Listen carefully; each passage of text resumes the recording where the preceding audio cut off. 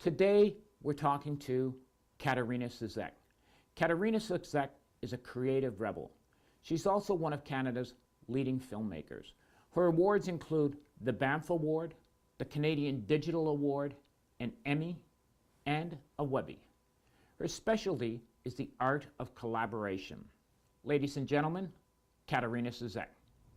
Bringing out creativity and innovation in other team members is really about trust and thinking about the idea that looking at whatever it is that you're looking at and not being able to solve, if you're looking at it from another perspective, just that shift in perspective might help you see that little piece of innovation on the side that you missed. So it's really about trust and understanding that multiple points of view on something it's so important.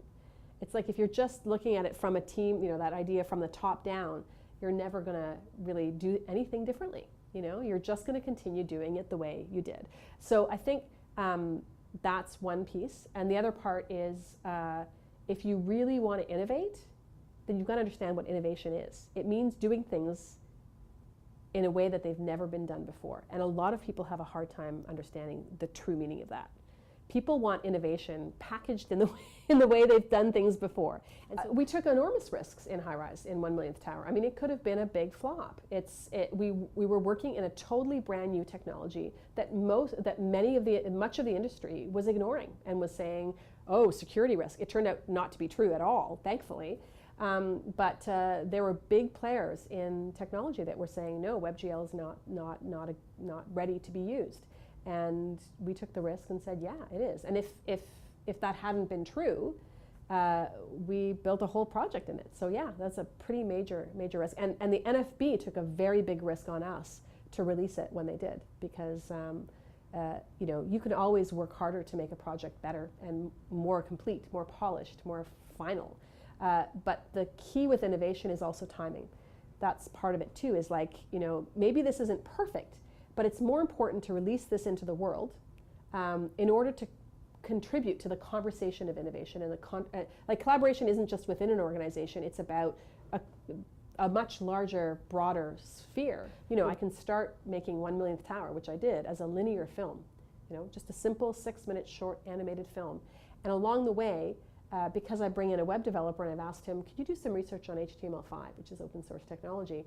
And he comes back, we're almost done the film, and he says, there's this thing, called WebGL, it just came out, it was like February, March of this year, and he says, this allows us, in a very cheap and affordable way, to create 3D space online in the browser. Can I show you a demo?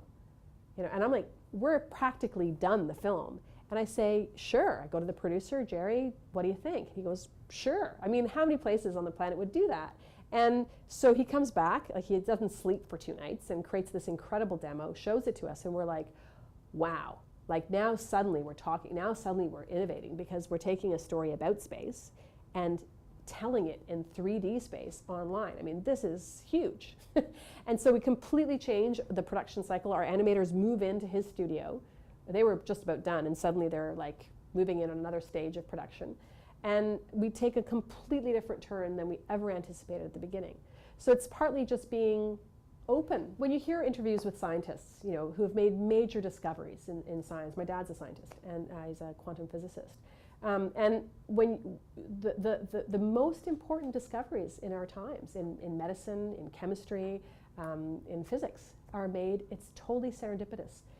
You happen to be at the right place at the right time, and you just look over there. You just look a little bit to the side, and you see something, and you're open to understanding that is a very meaningful discovery.